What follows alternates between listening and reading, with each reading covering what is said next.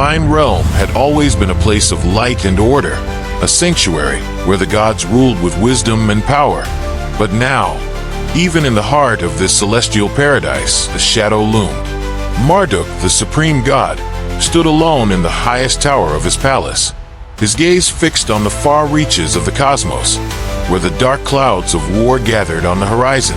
The war between Tiamat and the demon race had reached his ears, the echoes of their battle reverberating through the very fabric of the universe. Marduk knew Tiamat's ambitions all too well. She was a creature of relentless will, driven by a hunger for power that could not be sated. Her conquest of the underworld and the demon race was but the first step in a much larger plan, a plan that now threatened the very foundations of the divine realm. Tiamat would not stop until she achieved her ultimate goal, the destruction of the divine race and the subjugation of all who opposed her. Marduk could feel the weight of this knowledge pressing down on him, a heavy burden that he alone must bear. He had always been the guardian of the cosmos, the one who maintained the balance between light and darkness, order and chaos. But now, that balance was in jeopardy, and Marduk knew that the time for decisive action was fast approaching. The giants, far from the celestial heights of Marduk's throne, Tiamat moved through the shadows of the underworld, her mind working with the precision of a master strategist. She knew that to overthrow the divine race, she would need more than just the power of her dark empire. She would need allies, and she had already set her sights on the four most powerful races in the cosmos: the dragons, the witches, the monsters, and the giants. Each of these races possessed a unique power, a strength that could turn the tide of battle in her favor. But they were also fiercely independent, creatures of ancient pride and tradition, who would not easily bend to her will. Tiamat knew that she would have to use every ounce of her cunning and strength to bring them to her side. She began with the giants, a race that had long harbored a deep hatred for the divine race, ever since Nergal and his warriors had crushed them in a brutal campaign. The leader of the giants, Uthrog, was a massive figure with muscles like iron and a voice that rumbled like an earthquake. His eyes burned with a deep-seated rage, a hatred that had festered. Tiamat found Uthrog in the heart of the mountains, where the giants made their home in vast, craggy fortresses carved from the living rock. She approached him with the confidence of one who knows her power, her serpentine form coiling around the great stone pillars that supported the giant's hall. "Uthrog," Tiamat hissed, her voice smooth and filled with dark promise. "You and your people have suffered under the heel of the divine race for far too long. Nergal led the charge against you, but it was Marduk who ordered your defeat, who forced you into the mountains to live like beasts. Join me, and together we will bring the divine race to its knees. You will have your vengeance, and your people will be restored to their rightful place." Uthrog's eyes narrowed, his great fists clenching at his sides. "The giants do not forget their enemies," he rumbled, his voice filled with a deep, simmering anger. "Nergal and his warriors will pay for what they did to us. We will join you, Tiamat, but know this: we fight for our own reasons, not yours. When the time comes, we will claim what is ours, and woe to any who stand in our way." Tiamat's smile was cold and calculating, her eyes gleaming with satisfaction. "Then we are agreed," she purred, her voice like the slither of a blade through silk. "Together, we will bring the divine race to ruin, the rejection of the dragons. High above the world, where the air was thin and the sky was a deep, endless blue, the dragons made their home among the peaks of ancient mountains. These were beings of immense power, born of fire and storm, whose very breath could reduce cities to ash and whose wings could block out the sun. They were led by Dracora, an ancient WYRM, whose scales shone like molten gold and whose eyes burned with the light of 1,000 suns. Tiamat ascended to these heights, her serpentine form undulating through the thin air with a grace that belied the fury within her. She found Dracora perched on the highest peak, his massive form coiled around the mountain, as if he were part of the very earth itself. The air crackled with the raw energy of his presence, and the sky above was dark with storm clouds, as if the heavens themselves were preparing for battle. "Dracora," Tiamat began, her voice carrying on the wind like a whisper of doom. You and your kin are beings of unmatched power, rulers of the skies. But the divine race sees you as a threat, a force to be controlled or destroyed. Join me, and together we will bring the divine race to its knees. The skies will be yours, and your reign will be unchallenged. Dracura's eyes, glowing with an ancient intelligence, narrowed as he considered her words. His voice, when he spoke, was deep and resonant, like the rumble of distant thunder. You speak of power and conquest, Tiamat. He rumbled, his gaze fixed on her with a piercing intensity. But the dragons are not so easily swayed. We are a race apart, born of fire and storm, and we bow to no one. We will not be pawns in your war against the divine race.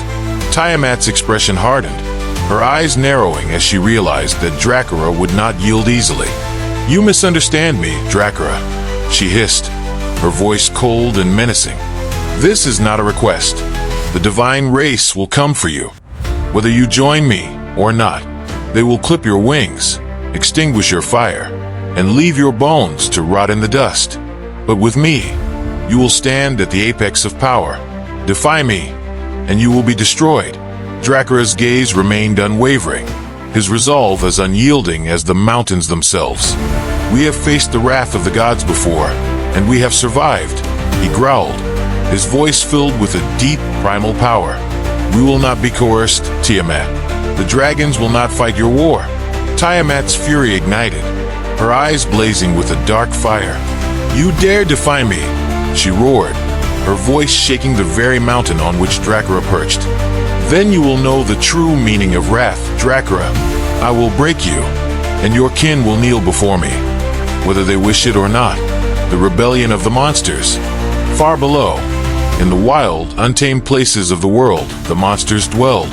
These were creatures of nightmare, born from the darkest corners of the cosmos, beings of chaos and fury who thrived in the shadows where even the bravest feared to tread. They were led by Gorgon, a massive, hulking figure whose skin was like stone and whose eyes could turn men to ash with a single glance. Tiamat descended into the heart of the monster realm, where the trees twisted and writhed like living things, and the ground was soft and yielding, as if it were made of flesh rather than earth.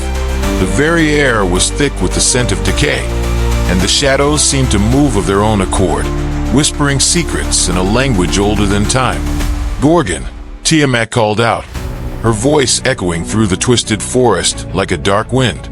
You and your kin are creatures of chaos, beings born of the wild, untamed places of the world. The divine race seeks to control you, to cage you, to make you into something you are not. Join me, and together we will bring the divine race to its knees. Gorgon stepped from the shadows, his massive form towering over Tiamat, his eyes glowing with a fierce, primal light. The monsters do not bow to anyone, Tiamat, he rumbled, his voice like the grinding of stone against stone. We are creatures of chaos, and we will not be tamed. The divine race has always feared us, but we have survived without the help of any god or demon. We will not fight your war. Tiamat's gaze darkened, her eyes burning with a cold, unyielding rage. You too would defy me, Gorgon, she hissed, her voice filled with venom. You think you can stand against the divine race alone? You think your chaos can protect you from the wrath of Marduk? I offer you power, freedom, dominion over the wild places of the world. But if you refuse, I will crush you beneath my heel and take what is mine by force. Gorgon growled, his massive fists clenching as he met Tiamat's gaze with a fierce, unyielding defiance. We are monsters, he snarled, his voice filled with a deep, primal fury. We do not fear death, and we do not fear you, Tiamat. If you wish to take our realm, you will have to fight for it. The wrath of Tiamat. Tiamat's fury was like a storm unleashed, a tempest of rage that shook the very foundations of the world. The dragons and the monsters had dared to defy her, to challenge her will, and for that, they would pay a terrible price. She had hoped to bring them to her side through diplomacy, through promises of power and glory, but they had spurned her, and now they would learn the true meaning of wrath. In the high peaks where the dragons dwelled, Tiamat unleashed her full power, her serpentine form coiling through the sky like a living storm. The air crackled with energy, the very clouds darkening as her fury spread across the heavens. She struck at Dracula with a force that shook the mountains to their roots, her jaws snapping, her claws rending the very rock as she sought to bring the ancient WYRM to his knees. Dracula fought back with all the strength of his ancient lineage, his breath a searing inferno that could melt stone, his claws like razors that cut through the very air. But even he could feel the weight of Tiamat's fury pressing down on him, the relentless assault that threatened to break even his formidable power. "You cannot win, Dracula," Tiamat hissed, her voice a thunderous roar that echoed through the mountains. "I will not be denied. You will kneel before me, or you will die." Dracula's roar was one of defiance, but even he could sense the tide turning against him. Tiamat's power was too great, her fury too overwhelming. The very earth trembled beneath her onslaught, and the skies darkened as if in mourning for what was to come. Finally, with a roar of despair, Dracula fell, his massive form crashing to the ground with a force that sent shockwaves rippling through the mountains. Tiamat coiled around him, her eyes blazing with victory as she brought her full weight to bear on the ancient dragon. "You are mine now, Dracula," she hissed, her voice filled with a dark, triumphant glee. "You and your kin will serve me, or you will be destroyed, broken and beaten." Dracula could only nod, his strength sapped by the fury of Tiamat's assault. "We will serve," he growled, his voice filled with a bitter resignation. "But know this, Tiamat, we do not do so willingly. The dragons are not your slaves." Tiamat's smile was cold and cruel.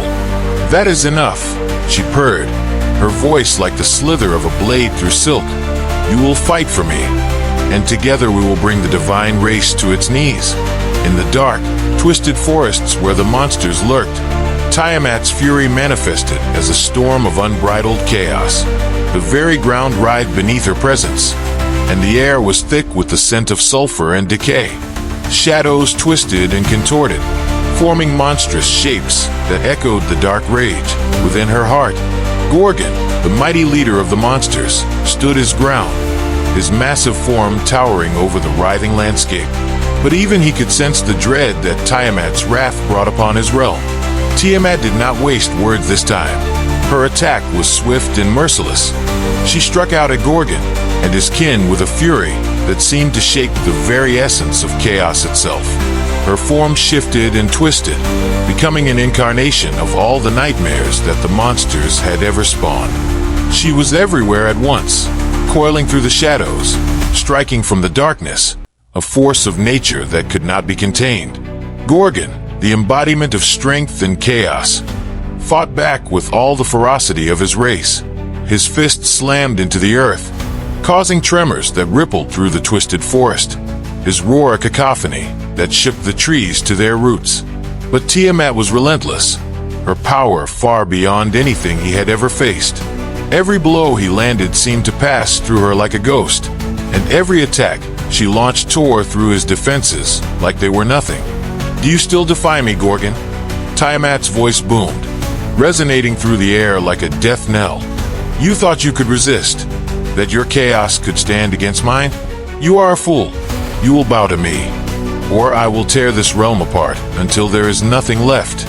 Gorgon bellowed in defiance, but his strength was waning. He lashed out with a massive hand, claws extended, but Tiamat's form twisted and reformed, evading his attack with ease.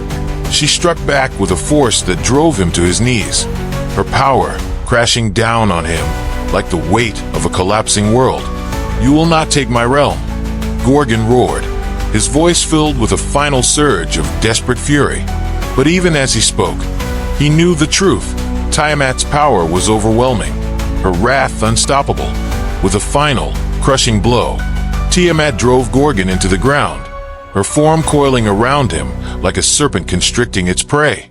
The monsters, seeing their leader brought low, began to falter, their chaotic nature turning to fear as they witnessed the might of Tiamat. "Enough!"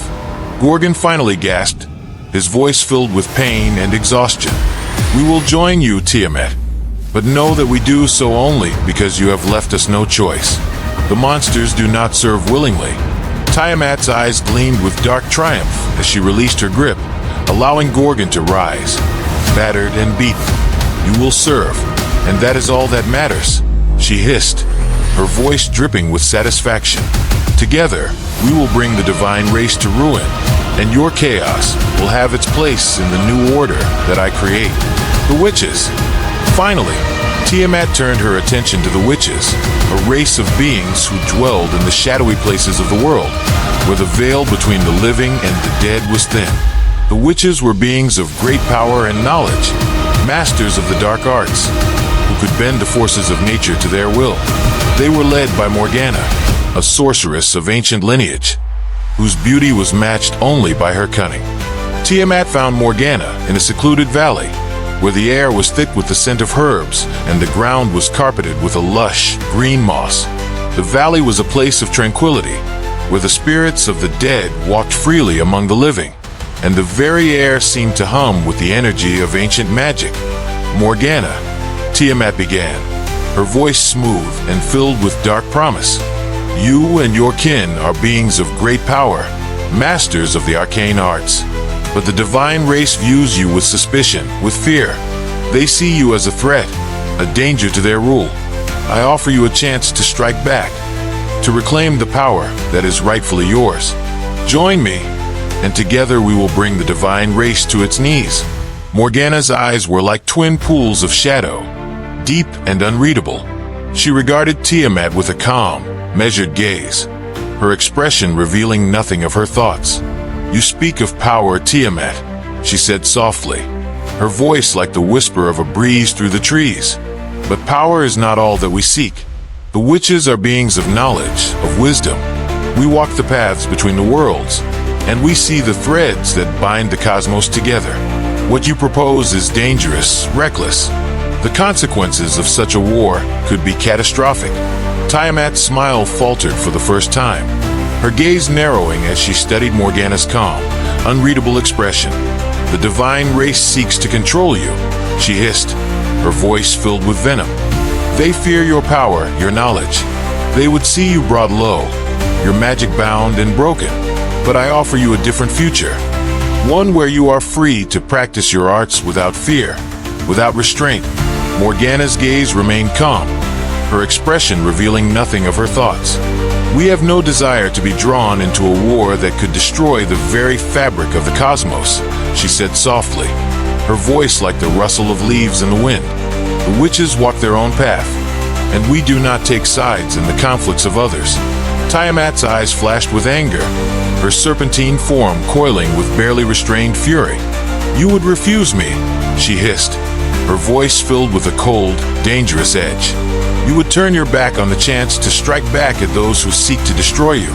Morgana's gaze remained calm, her expression serene. We do not seek to provoke the gods, she said softly, her voice filled with a quiet resolve. We will not join your war, Tiamat, but neither will we oppose you.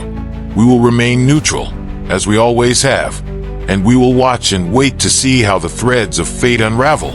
Tiamat's gaze burned with a fierce, unyielding rage, but she knew that pressing the witches further would only drive them away. She nodded slowly, her expression hardening as she turned away.